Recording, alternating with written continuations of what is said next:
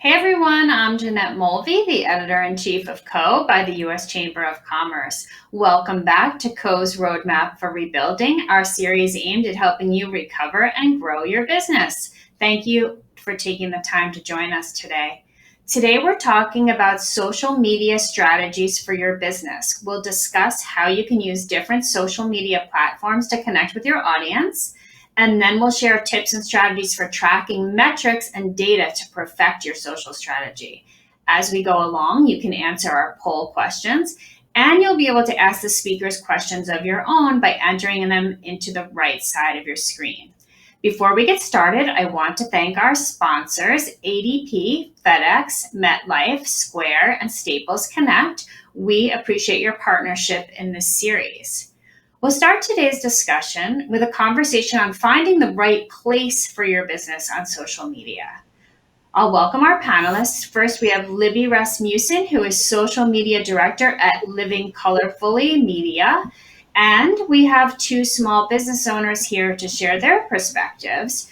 Please welcome Megan Cain, owner of the Zen Succulent, and Kevin Hubbard, co-founder of Robec Activewear. Welcome to all three of you. Thank you. Thank you so much. Yeah, Thanks for joining me. Libby, I'm going to start with you. You are a social media expert and you have many small business clients. So I wanted to start by asking you a few questions. First, just give the audience a brief overview of the platforms you think best work for small businesses and how they differ. Yeah, so I would definitely say, first and foremost, when recommending a client, say they don't have any social media presence or they're looking to get started, to kind of focus in on one or two platforms that you think are going to work best for you. Typically with my clients, as Jeanette mentioned, I have a lot of small businesses that are, within restaurant or food spaces. So we really want to kind of tackle people's senses that will make the most sense in that sphere, which is our eyes, right? People want to see the delicious food that they might go in and consume. So for us, that makes sense typically, for a client to have Instagram and Facebook. Typically those things go two and two together when you start a business or when you have a business platform. You typically need to have Instagram for business, and that will require you to link a Facebook along with that. So those two kind of go hand in hand. And I typically recommend those just because they're going to kind of tackle and kind of capture audiences from different groups, right? You're going to have two different age groups that are going to be kind of put into those different categories. So that's Facebook with a little bit of an older generation that's kind of tapping into Facebook, and then Instagram that's going to be a little bit younger. Obviously, those cross-sect into one another, but I would say those are typically a good place to start. They're the most popular platforms, but really, just kind of deciding what's right for you and not spreading yourself too thin amongst too many platforms. Just kind of focus in on the two that you think are best. Yeah, so let's talk about that because that leads into my next question, which is most small business owners are really busy running their business and do not have time to make running their social media their full-time job. So if you are going to choose a couple of platforms to be on, what is the best way to figure out which ones are the right one for you? Yeah, definitely. So luckily, Instagram makes it pretty easy to post on multiple platforms. So for some of you that are maybe new to Instagram, or, there are some things that you might just have forgotten about, when you go to post and publish a post on Instagram, you can also post on, I believe it's Tumblr, which is a little less common, but Tumblr, Twitter, and Facebook. And you can auto-populate and post whatever content you're putting out on Instagram to those platforms. And you don't have to really make many changes. So that's really great because, it kind of tackles a few beasts. It's like, four birds, one stone. If you're not active on, like I usually say, like if you're not really active on Twitter or Tumblr, maybe don't, post on those platforms because it's just going to be another thing to manage. But if maybe you are an author and you find that most of your social media following are readers, maybe then you want to tap into those. But again, you can make it really easy for yourself, or much easier, I should say, by kind of eliminating going in and posting on those separate platforms. Instagram just kind of allows you to then check all of those boxes and have those just fed out to the other platforms. So that helps simplify things a little bit more. Yeah, it definitely does. If you are a small business owner, you're just starting your social accounts, you have like 0 followers, and you are trying to engage with real people who really have the potential to be your customers. It's obviously you can buy followers, but that's not a good idea because it's not going to do anything for your business. So if you're just kind of starting from zero, can you just give us a few things, Libby, that businesses can do to try to get people to engage and follow? Totally. I'm sure everyone knows what it's kind of like to, those who are tuning in now, start a small business and feel like no one's going to care because you don't have a ton of followers on Instagram, or you're worried about gaining that traction. And I will say the first year can be pretty hard. You want to tap into an audience. Maybe your niche isn't super specific, or maybe it's very specific, and you're trying to figure out ways to kind of attract that audience. First, just remember to be patient. I'm glad that you mentioned buying Instagram followers, because that is a short-term fix, and it's going to just kind of cause you a lot of headaches in the long run. When it comes to social media and building your social media platform, I always say you got to take the stairs. You can't take the elevator or the escalator. It's a little grueling at first, but it's really easy to just go on any website and buy, 10,000 followers from, and buy robots and things like that. But you're not then, who is that doing you any favors to? You're not getting real audience from those followers. Those followers aren't real. So kind of reminding yourself that to get to, that everyone has to start somewhere. And just because other people are maybe purchasing followers, it's not the best path for you, because those robots can't come in and buy your product or come into your store. So it will come. The algorithm makes things a little bit more difficult to kind of get that surplus of followers like we used to back in the day of Instagram. But I would say, don't get frustrated. Just start doing what you think is right. Don't overthink it either. We're kind of seeing this new pull away from the perfectionism of Instagram and just kind of seeing people be more authentic. So, if you love your company, you need to be your best advocate of it. I usually say that to my clients too. Like, if you're not breathing and living and dying for this, this business, who's going to do it for you? So you have to start being kind of your own advocate of your business. And if that means once a day going on there and talking to your 10 followers about, how great this new croissant that you just, released in your bakery is, then you know what, that's infectious, and people will love that, and they'll share it with other people because they'll see how authentic and in love you are with your company. And if you're a little camera shy and that's not like really the way you want to, go about things, inviting people in, maybe for something complimentary, or partnering with another business that aligns with kind of your business model or ideas, or perhaps say you have a demographic that's similar to, like, if I had a cute bakery that was just down the street, maybe from Megan's plant shop, maybe I would say, hey, Megan, you've got 20,000 something followers on Instagram. I'm a new business. We're friends. Do you think maybe one day we could do a little giveaway together where I offer a dozen croissants and you offer, a plant consult or something like that, and we can team up and we can see if some of your followers want to come follow my bakery because, we align. Maybe we're both a woman-owned business or anything like that. So just pulling your resources in. Most people, when asked, will want to help. And the worst thing that, another business can say is no. So trying Right. So to explore those options with other businesses is great. Yeah, so that's really good advice, and I'm actually going to go to Megan next. Libby, we're going to come back to you for the audience Q&A. So Megan, I'd like to bring you in, and so first of all, I was on your Instagram. You have about 45,000 Instagram followers right now, so you're doing something right. Just tell us quickly about what your business does and how you decided which social media platform you wanted to focus on. I think you're on mute. Hang on, are you muted? Hey, the There you Zen are. Succulent is a Hi. neighborhood.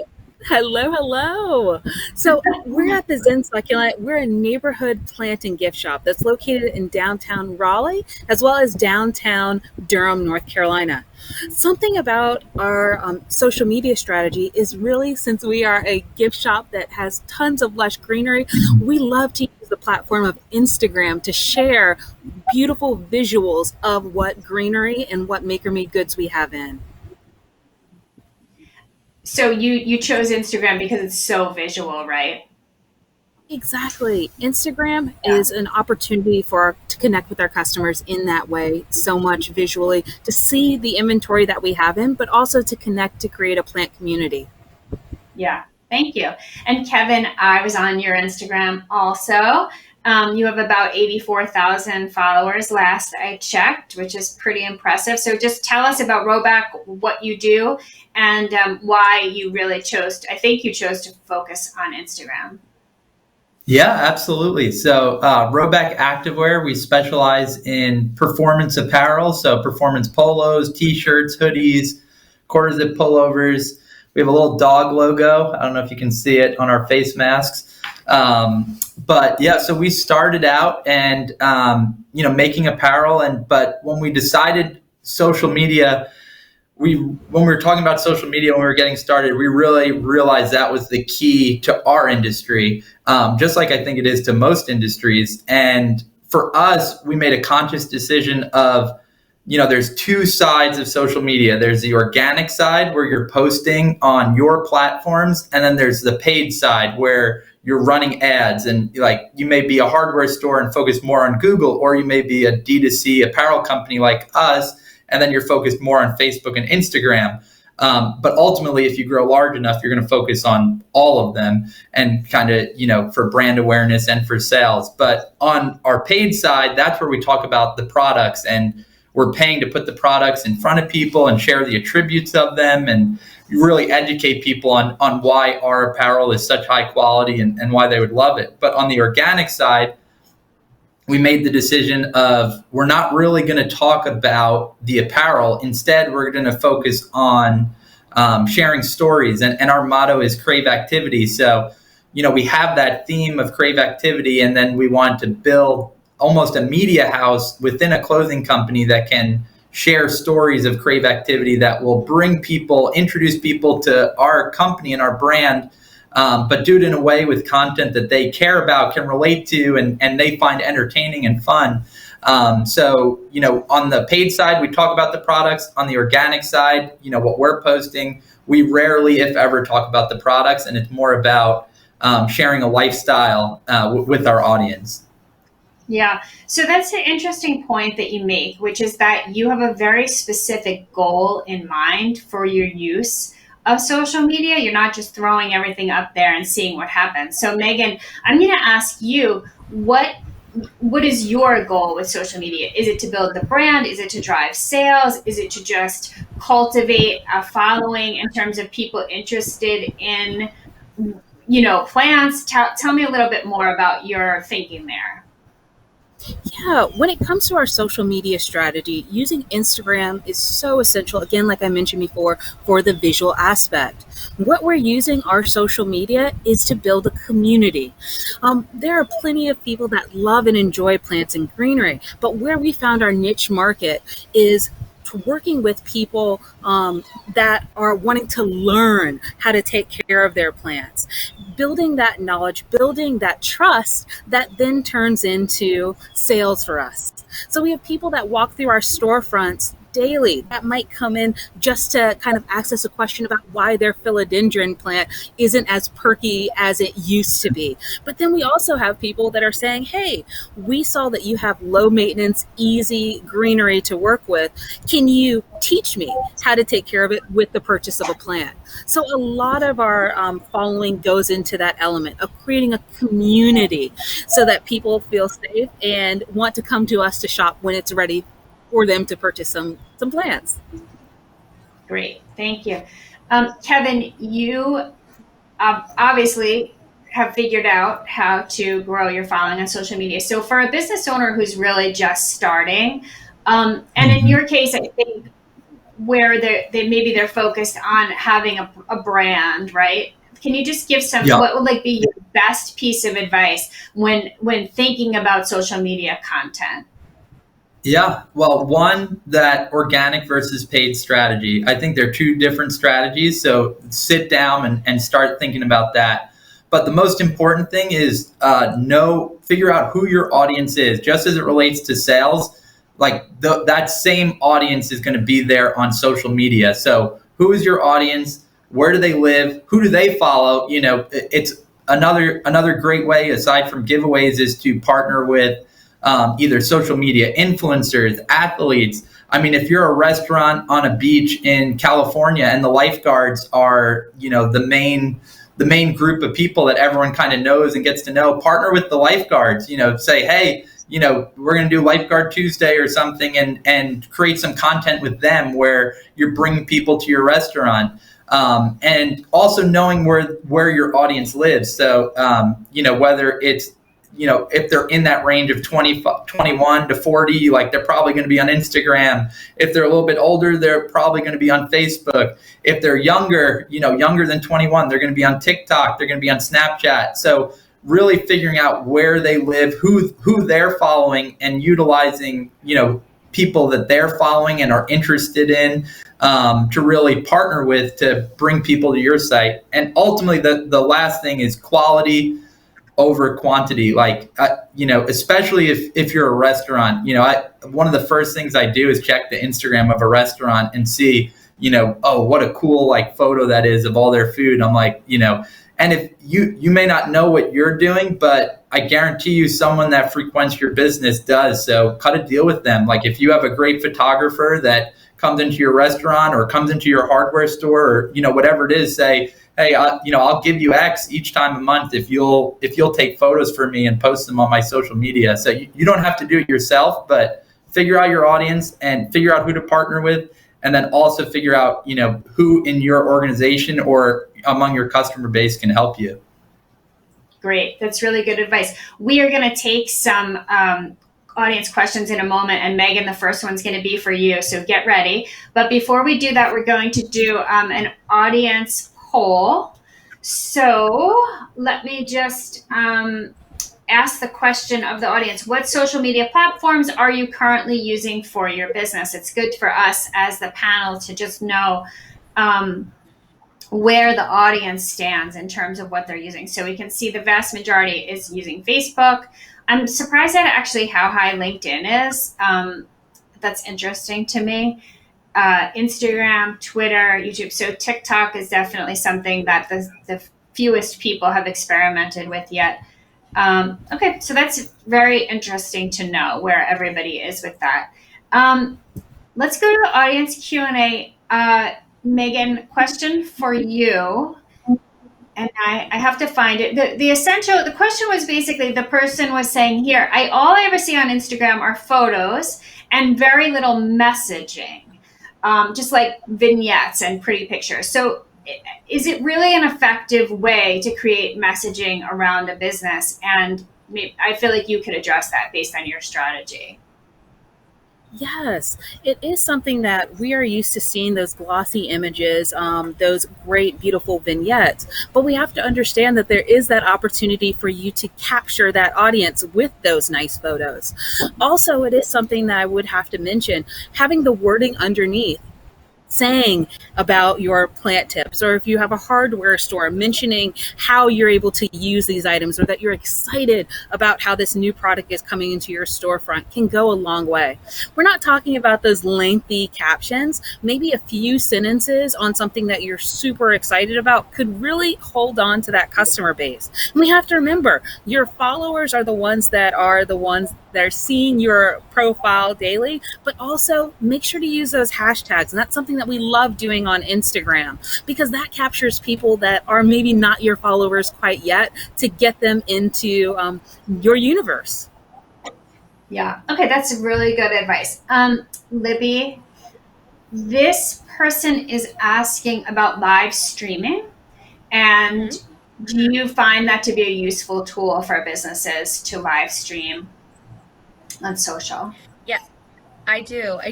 I think that putting intention behind it is really important. Like, if you're going to live stream, to let people know when you're going to do it, because those things can get missed. And if it's something that's really fun or exciting, say you're doing an Instagram live with maybe someone else, you want to let people know that you're going to be doing something like that. Or if you're going to be teaching like a class or something like that.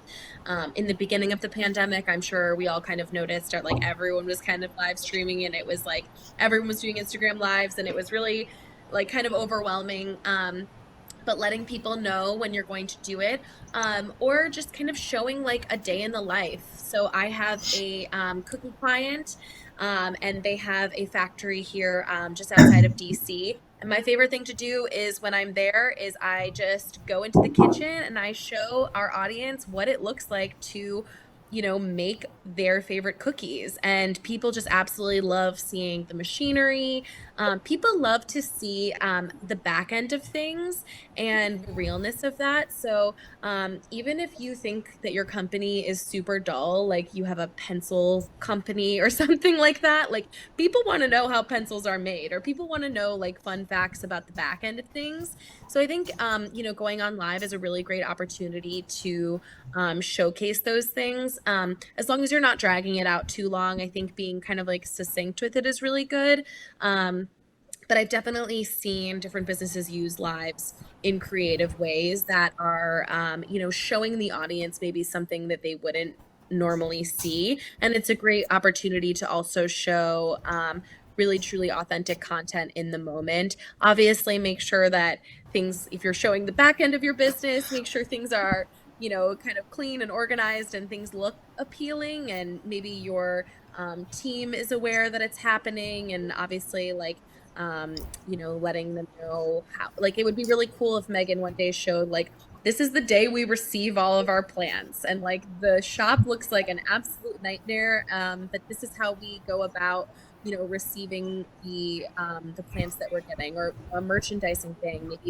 Maybe Kevin's taking, his audience through how they're selecting fabric for the upcoming line, or things like that. So I think lives can be really utilized to kind of show the back end of things.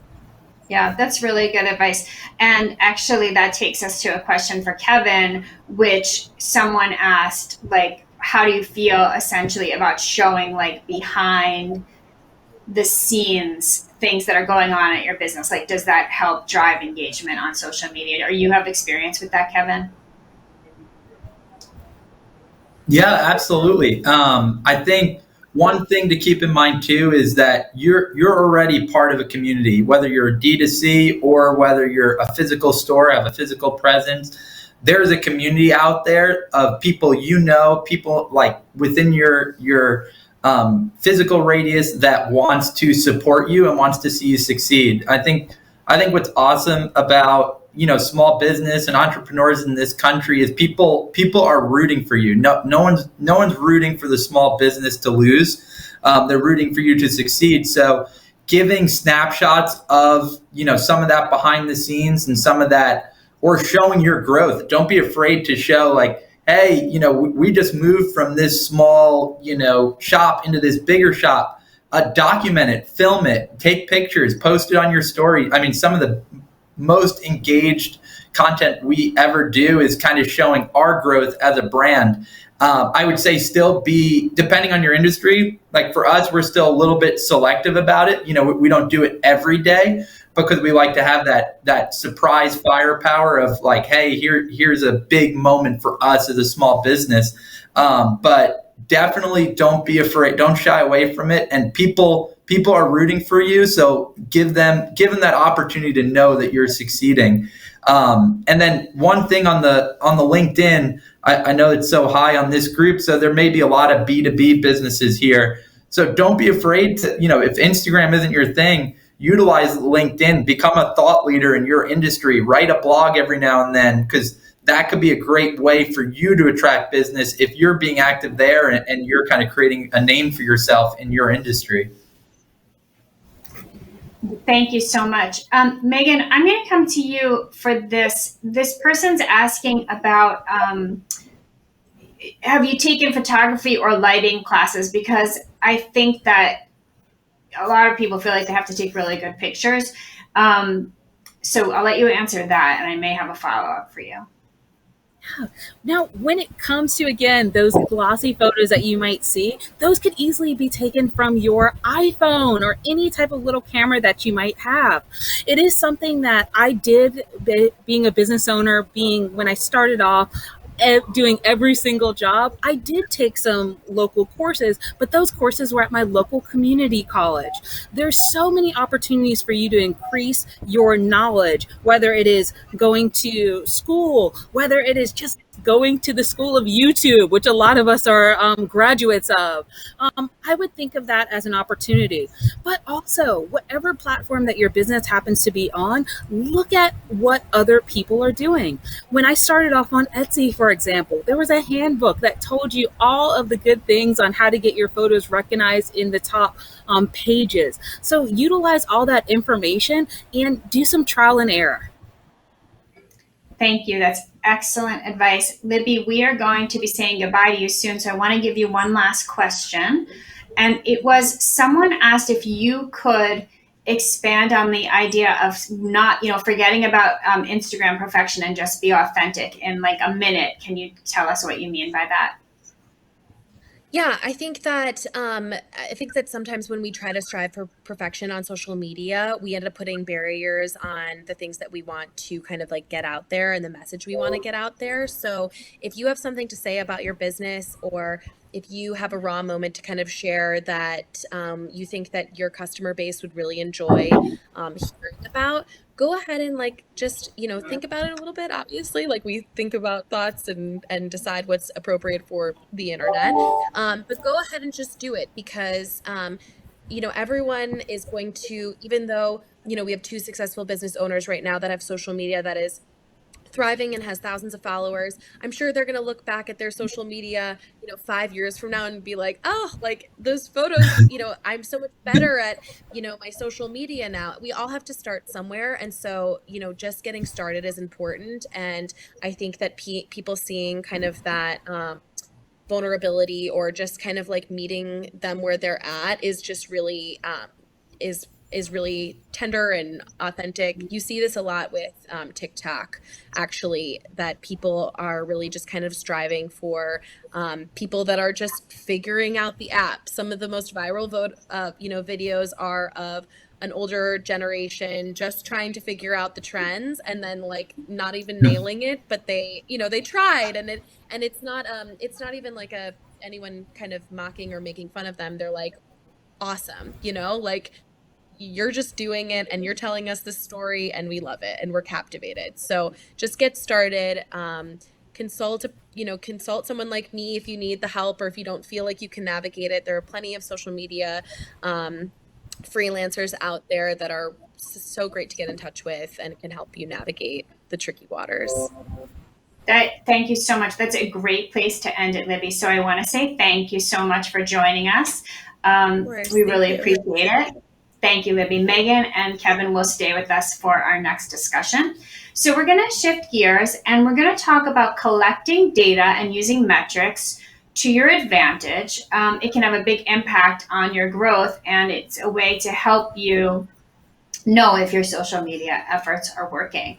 Our next expert is Angelina Darasa. She is the founder and CEO of C-Suite Coach. Angelina works on setting realistic goals and using data for growth with business owners every day, and she's here to share her advice for her advice with you.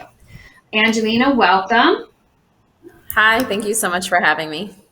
Yes, thank you. So let's get right into it.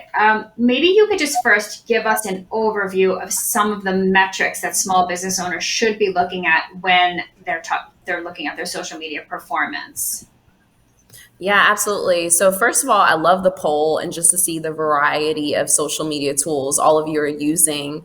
I would say that, we all have different businesses, and the first thing to think about is what is my business and where is that audience I'm trying to reach, so that you're making sure that your online strategy is a reflection of whatever it is you're seeking to achieve offline. So when you're thinking about what are the metrics that matter, it should be based on how does your business make money, what's important to you. And it's also going to vary from tool to tool that you use. So if newsletter strategy is really important to you, maybe you're a service-based business and it's important for you to have that ongoing conversation with your customers via a newsletter.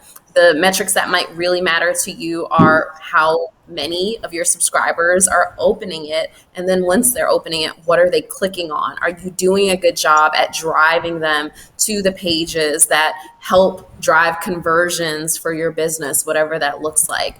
So I would begin by first selecting what are the right tools based upon my audience. And then once I've figured out the right tools for who I'm trying to reach, making sure I'm doing a good job of tracking that they're completing the actions that I want them to take. So looking at what they clicked on and learning more about them is going to be really important.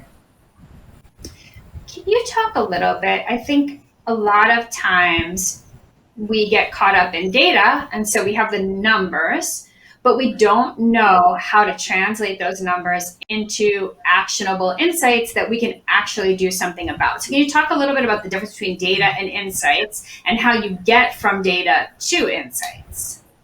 Absolutely. So this is another area, especially if you're a smaller business owner and maybe you don't have a dedicated person to look at your marketing and the measurement of it. This is really important to get an understanding of, because there's so much information. Every tool that we use now has insights associated with it. So your websites, you likely have your Google Analytics on your website and your Facebook pixel. If you don't, I hope you go ahead and make that a homework assignment for yourself and get both of those. They're free, so you can learn more about who's coming to your website.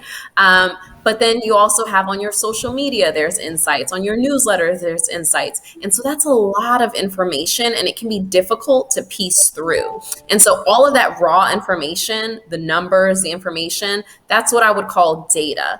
But insights is when you're starting to look at the patterns and the trends that you see in the data, and you're able to piece through what is something I can gain from this that I can now take action on, that makes it easier for me to understand how to better connect with my customers or make shifts in my marketing strategy that make me more effective at what I do and how I'm reaching my customers. So an example, for instance, is I might look at the analytics on my website and see that a lot of people from Raleigh, North Carolina are suddenly coming to my website.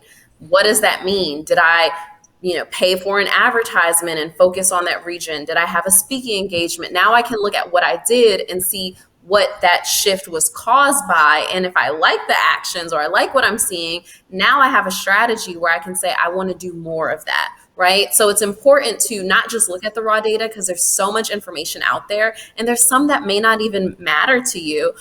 How many people liked or commented may not be meaningful, but how many people clicked on that purchase button and what drove them, what are the steps they took to get to that page where they made the purchase, that might be more meaningful. I think that what you're alluding to is what you referred to in our conversation the other day as vanity metrics, and we loved that term. Yes. So can you just explain a little bit more about vanity metrics? Because my God, we're all guilty of that. So can you tell us more about that? I think it's exactly like what it sounds like, right? The things that are good for the ego. So that's what earlier in the conversation, the guests were talking about buying followers. That might be one of the things that makes people, it's good for the ego, because you see the numbers and you're like, this is great. Or you see a lot of likes, you might see a lot of comments and you think this is really great. But if that doesn't, again, connect to your offline business strategy and it's not helping you move the needle or increase your bottom line, then that's not necessarily useful. A lot of people following or liking, right? Those are things that are great for the ego, but they may not have a whole lot of value back to your business. So as business owners, it's important for us to just take a step back and move away from this idea of I need to get X amount of likes and I need to get X amount of followers, and instead focus on how many actions do I need to take? How many purchases or service discussions do I need to be having? Consultations do I need booked with me to move my business forward? And instead of focusing my strategy on just getting the likes and the comments and the followers, my strategy should be focused on how do I move as many people as possible to completing that action? So I think it was Kevin earlier just mentioning, not thinking just about quantity, but also thinking about quality. If 1,000 people liked it, but only 3 are making a purchase on my website, I'm not setting myself up for a sustainable business. But if I can shift my strategy and really appeal, talking about the features or the benefits of my product or service, and now maybe only 80 people liked it, but 70 of them now have made a purchase or booking a consultation for my service, that's way more effective. Yeah. Okay, that's very good advice. Before we go back to Kevin and Megan, my last question for you is just most of the people on this call, on this event, are probably small business owners with small budgets for social media. So just like for somebody who really has a small budget and is just starting, what's your best piece of advice on like where to really focus their efforts and their resources? My best piece of advice would be to pick 1 or 2 tools to get started with. And some of them don't even have to be paid. So I mentioned the tool Google Analytics. That's completely free. I mean, you will have to spend some time, right? So that's maybe the payment, is the sacrifice of your time to really dive through. But I pick 1 or 2 tools to get started with and use the one that you think is going to give you the insights that you need to shift your strategy to attract more actions that matter to your bottom line. So don't overwhelm yourself if you're a small team and you're just getting started, or maybe you have a very limited budget. I wouldn't overwhelm yourself with as many tools as possible. I'd really focus on taking a short period of time, let's say 4 weeks, and say, every week for the next 4 weeks, I'm really going to look at the insights from my newsletter, and I'm going to adjust my strategy with every piece of insights. One of the things we learned recently on my team was that we got double the open rates when newsletters came from me versus when they came from another member of my team. That's actionable value, right? Now we're shifting our strategy because more opens could lead to more clicks, which could lead to more value of the business. So you want to pick 1 or 2 tools to take assessments of and regularly study the insights, and then shift your strategy to add more value back to your business. That's really, really good advice. Thank you. I'll come back to you during the Q&A. Megan, question for you. You post across multiple social media accounts, platforms. Can you just talk about that, about why you need to use more than just one? Yeah, we use for small business Instagram, Facebook, Tumblr, and a variety of other social media platforms to meet our customers where they are. We find by able to doing that strategy and tweaking our message to meet each clientele, that increases sales in our platform, as well as more people walking through our storefront. Even though our brand is mostly a generational between the 20s to 35 range, we have people coming in that are older, purchasing for those customers, people that are thinking of us when we come in different social media forms, such as Pinterest, that see our items online, tag them, and then move forward to actually purchase from there. It is essential for our business to have different platforms being utilized, but again, tweaking that message. So nothing that's uniform from platform to platform to platform. What we found that's been very helpful to help with that messaging has been the app Ifty. It's where we're able to get that messaging out to all the varieties, a platform for visuals, videos, and it's been very successful for us to have a returning customers as well. Thank you.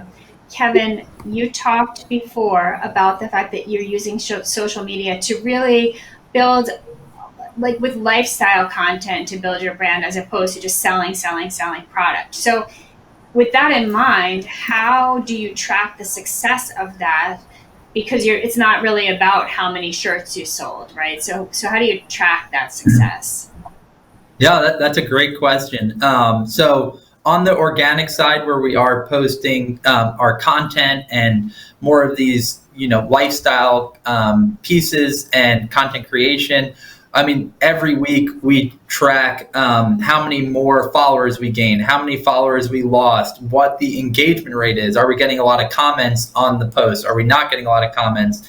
And that's super helpful to learn whether or not what you're doing is working. I mean, for a while there, we only post photos. Like if you go back 2-3 years ago, then for a while we were only posting videos because videos were just doing a lot better. Now we're kind of doing a hybrid approach because we tried some like working photos back into our organic posting schedule, and we're finding they're doing just as good, if not better, than the videos. So like trends change, the algorithms change. So the big thing is to keep an eye on it, try and find some way to track how you're doing, whether it's followers gained, number of comments, and then don't be afraid to try different things. So as long as it fits with your overall brand strategy, try doing photos, try doing video, try doing it behind the scenes. Don't be afraid to test different aspects and see what happens, see what sticks. And you may find, wow, like I was missing out on this aspect of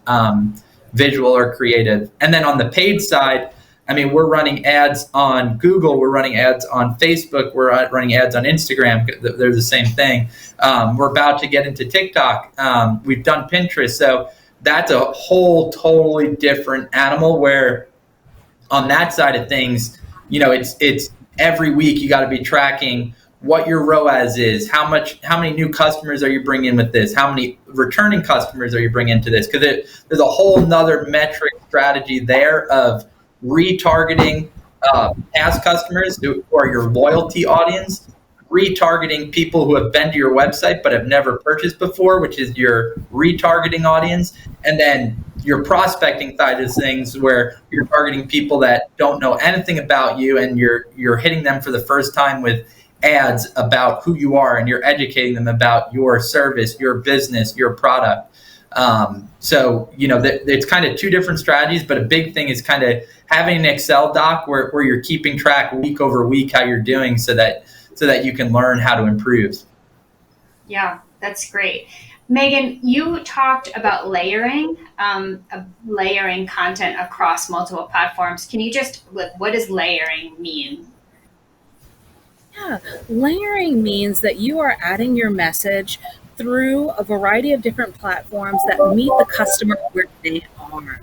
That would mean for us, when we are trying to build a community of plant-loving people, we are thinking about how we're going to add plant tips. So that might be a weekly blog post, which we do and share with our audience. That might mean showing through video how you are able to pot different plants and greenery, and continuing that for the different platforms that make the most sense.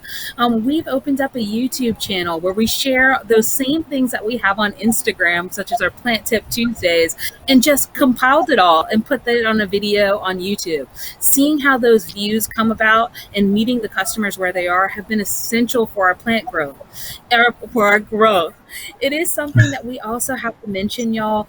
Really think about how you're able to add some value back to your customer. And you can really find that by adding that additional value, they come to you to purchase, or they think of you first when it comes to getting a certain item.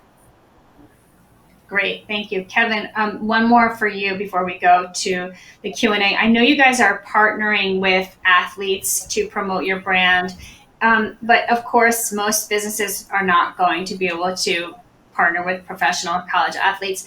You talked about the lifeguards before. Can you talk just a little bit more about finding influencers in whatever field you're in? Absolutely. I mean, when it comes down to it, no one knows your business better than you do. And there's a reason you started that business. Most likely than not, you're super passionate about what you're doing and what you're building. So taking a step back from there and finding other people in your community or across the country or across the world. I mean, it's amazing on Instagram or Facebook. I mean, it's so easy to connect with people that share your passion. And some of them may be doing it in a very different way. They may be doing it as a hobby or for fun and have grown a big audience. So kind of honing in on what your business is, what your service is, and then tangentially, who are the people that are purchasing from you? Like going back to the hardware store idea, like if you're selling, plywood or something like this, there's a good chance woodworkers, frequent your store or frequent your business. So go online and find, just search the hashtag woodworking, find some great, unbelievable woodworking accounts. Maybe they're in your area, maybe they're not, and collab with them or strike a deal with them where they'll create content for you about your platform. But don't be afraid. No matter what you are, whether you're a service industry, whether you're a B2B industry, you have an audience that purchases from you. So think about who that audience follows. Who do they care about? What are their interests? And partner with people in that field that are thought leaders or are content creators that you can kind of piggyback on, and then you can reach their audience, which may be a lot bigger than yours. Great. Thank you. We're going to do an audience poll now, and then we'll go to the Q&A. So the question, audience, is what metric do you use the most to measure your success? I am seeing the wrong poll, I think. Oh, there we go. So let's see. I was going to figure out how to try to make that interesting a second time. So I'm glad we're on the right poll. What metric do people use? So engagement, conversions, follower count, and impressions. I think that makes sense to me that engagement would be kind of the key one, right? It doesn't matter how many followers you have if they're not paying attention to what you're doing and building a relationship with them. Interesting. Conversions, I think for some businesses, conversions would be a lot more difficult than others if you're not particularly directly selling a product. Okay, so engagement seems to be the winner there. All right, great. Thank you to the audience for voting. We are going to go to the Q&A. Angelina, I am coming to you first. We had a question about if you are running on a service business, essentially, whether B2B or B2C, this Instagram may not be the best place for you. Can you talk a little bit about what might be the best place and your thoughts on making a go of LinkedIn for a service business? Yeah, absolutely. So our business is a B2B service-based business as well. So I really relate to that.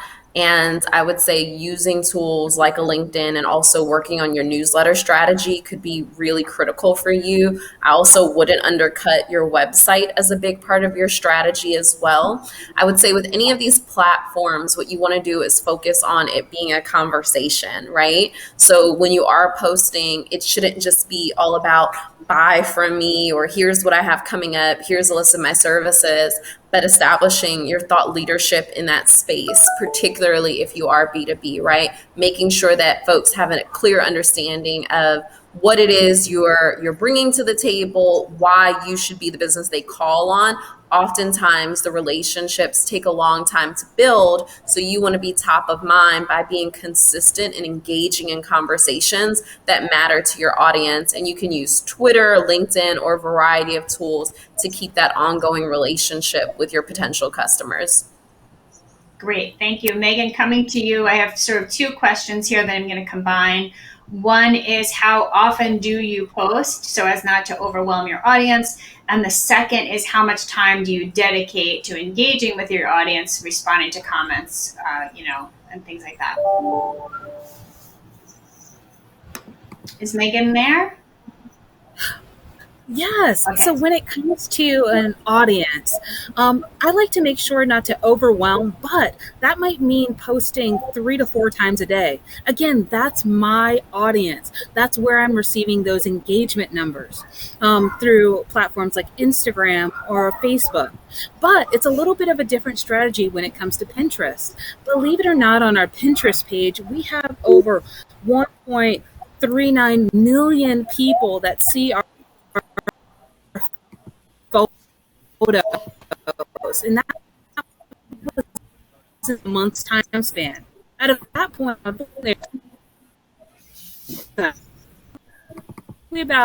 a day adding on to our blog and different content. So it really all depends on your customer base and what they find necessary.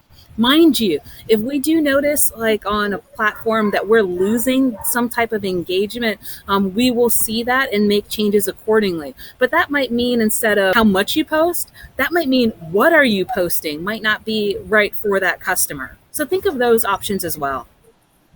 Thank you.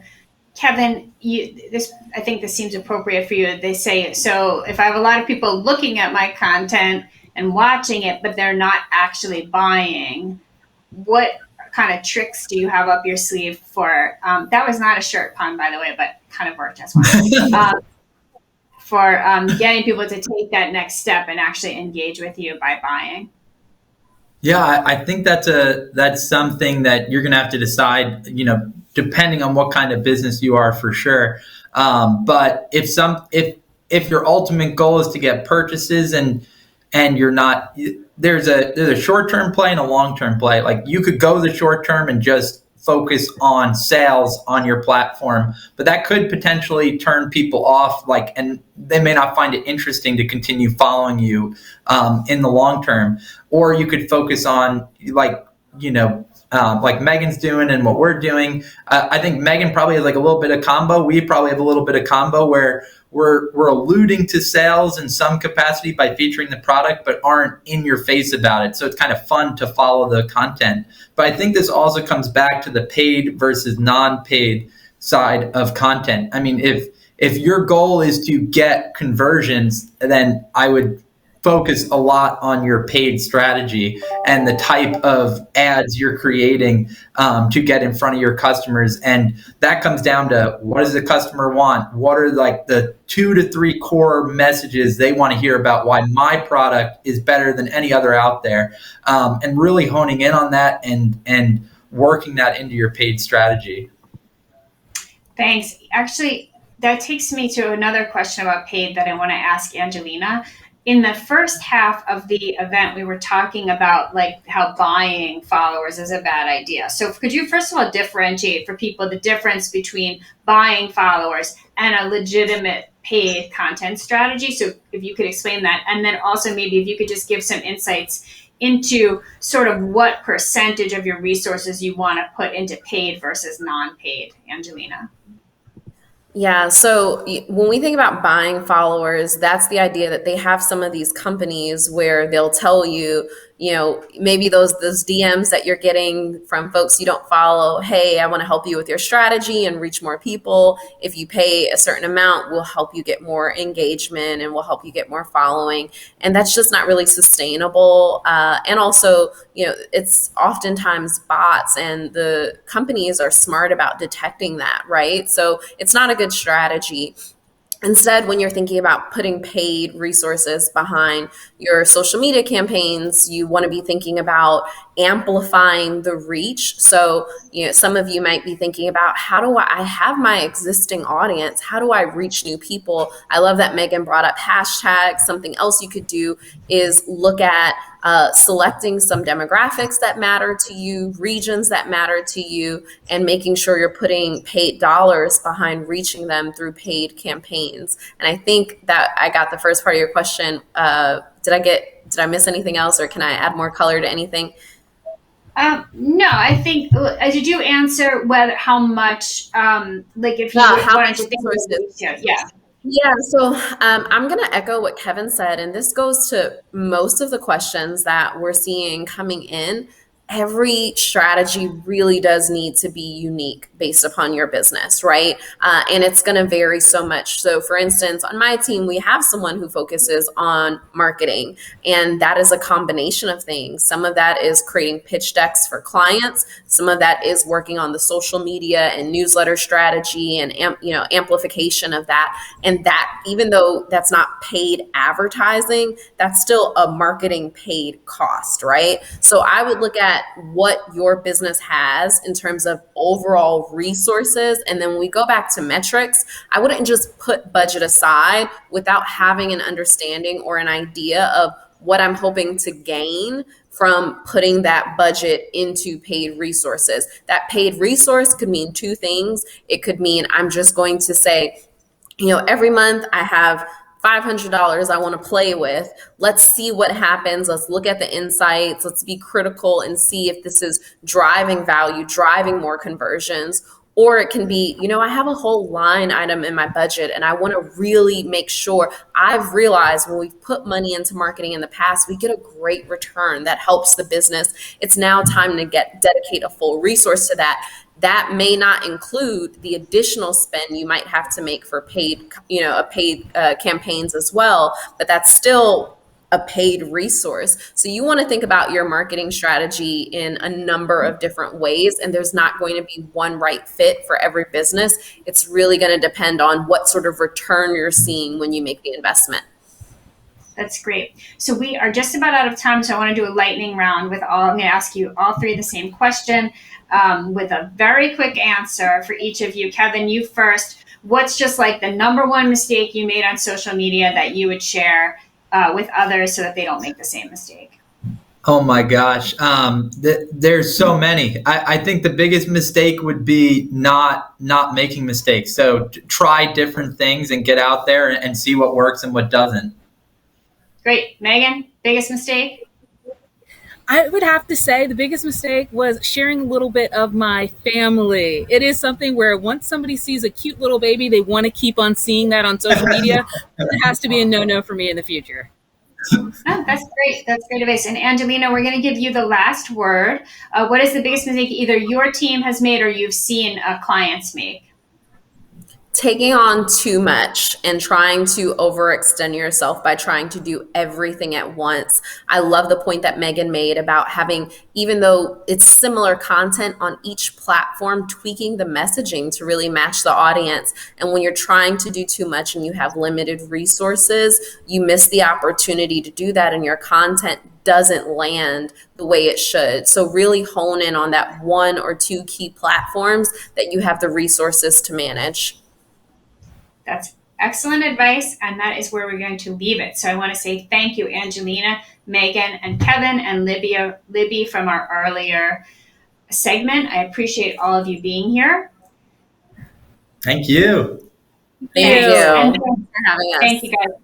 And thank you to our sponsors, ADP, FedEx, MetLife, Square, and Staples Connect for helping us bring you this program today. Please join us for our next event, which is on Thursday, August 26th at 12 noon Eastern Time. That will be about protecting your business data and assets, and we'll focus on ways you can protect your business from cyber threats. In the meantime, check out our website, which I run for the U.S. Chamber, where we have resources curated especially for you. That's located at the bottom of your screen and in your inbox. And please let us know how we did today by taking our audience survey on the right side of your screen. Thank you for joining this episode of Roadmap for Rebuilding. Together we will recover and rebuild. Thank you, everyone. Take care. Thank you.